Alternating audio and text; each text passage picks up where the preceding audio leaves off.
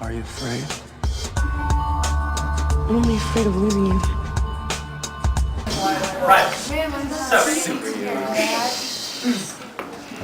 I read Twilight simply because everyone else has and it has to be stopped. 400 pages of a girl talking about a sparkly, pretty boy's eyes. No. Thank you. So, the story starts with Bella Swan, which is Italian for beautiful swan, because the entire series is pretty much a story of her starting off as a plain-faced average girl to becoming a beautiful, sparkling, immortal, beautiful person. Because as we know, ugly is bad. Now, as she's completely miserable, having so many friends, and every guy in school having a crush on her, because that's such a burden, being loved, popular is a curse. She meets a guy who doesn't like her, who pretty much vomits in her presence the first moment that she sits next to in science class. The fact that he didn't speak to her on the first day of school caused her to cry the entire way back home and cried herself to sleep that night because he glared at her. Yes. Now, would you like to know why he was glaring at her? Because her blood smells like flowers.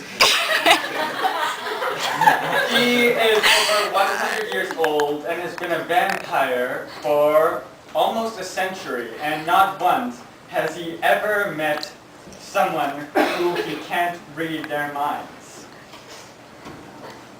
What a coincidence.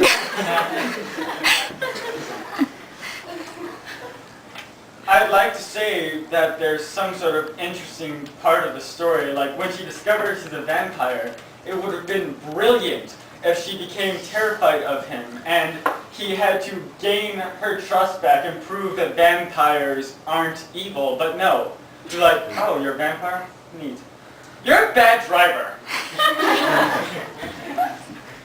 He repeatedly calls her food, and he repeatedly threatens her and abuses her verbally and mentally, to the point where when he leaves her for more than 5 seconds in a room, she becomes depressed. And what scares her most is he speeds when he's driving. Yeah, like I said, there is no story and there is no character development because there is no character. Stephanie Meyer purposefully on her website says how she left Bella completely a blank slate so that the readers could relate to her. In other words, you are Bella. Do you like knitting? So does Bella. Do you hate math? So does Bella. Do you hate superficial people? So does Bella. We don't ever. Now,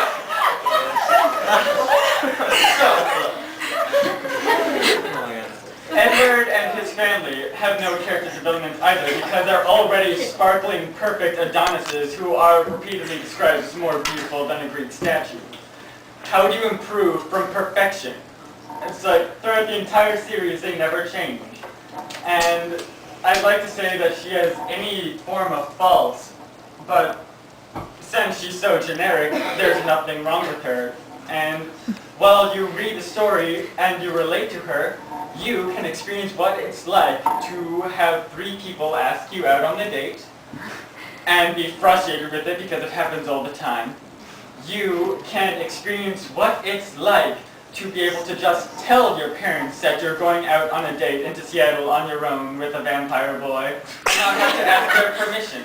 You just tell them while you're going out the door.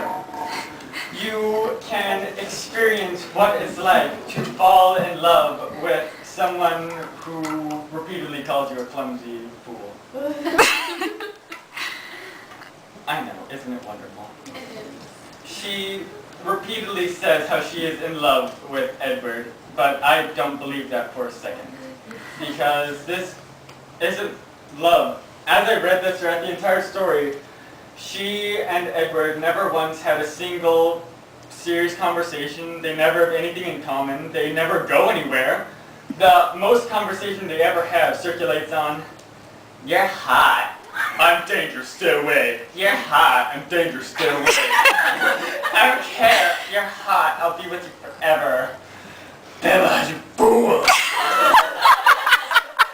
And then when he raises his voice at her, she gets scared for a second, but then he's all like, "I just want to be normal." About 450 pages into it, at around chapter 19 of the 24, including the epilogue, we finally get something interesting happening when a bunch of evil vampires out of nowhere show up and they're all like, "Look, a girl. Let's devote our lives to hunting her down for no explainable reason besides the fact that she smells like flowers." Now, I felt that this felt kind of forced, as if while she was typing this, she knew that nothing was going on, and if she ended this, nothing would have happened. So she just sort of slapped it on. And there's no climax. Nothing happens. An entire chapter is her hiding from the evil vampires in a hotel room, watching TV, while the other vampires are going in on the action, traveling the world to protect her. In the big fight scene where the evil vampires are beating the crap out of her, she faints, so we miss out on the entire climax. The last chapter is her sitting in a hospital room afterwards. We have no idea what happened, besides the fact that she broke her leg. And now she's even clumsier. But don't worry, that's not a fault, because now everyone carries her around.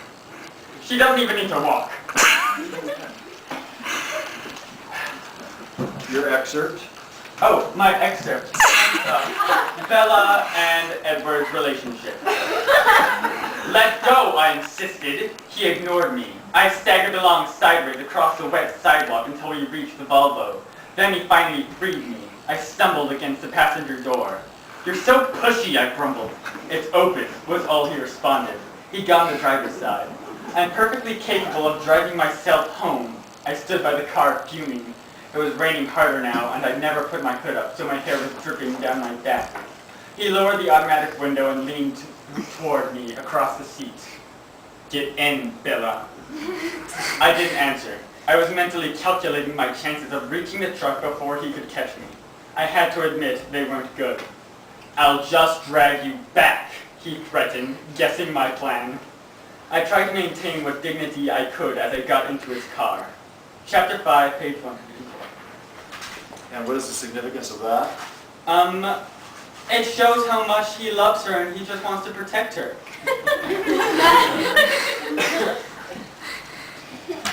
And I'm presuming that your evaluation of the book is that it was terrible? No, I loved it. You know me like a book. I believe that this book will no doubt cause a surge of mediocre writing because now everyone thinks that once they have a day off of school and go on Word, they can type up $1 million hit because they can! Now there will be no more good books. Everyone will be writing this. Clap for this gentleman. Wait, I have a question. Oh, the artifact, I'm sorry. I have a question. This is a question too. So what does the apple symbolize? The apple symbolizes the apple on the cover, which symbolizes Bella and Edward's forbidden love. Even though it's not forbidden, no one cares. In fact, his family invites her to a baseball game. But it's forbidden because he's a vamp. No one knows she's a vampire, so no one cares. The werewolves that don't like the vampires, they whine about it a few times, but they never do anything. And they sparkle. Clap for this gentleman. I'm only afraid of losing you. Losing you.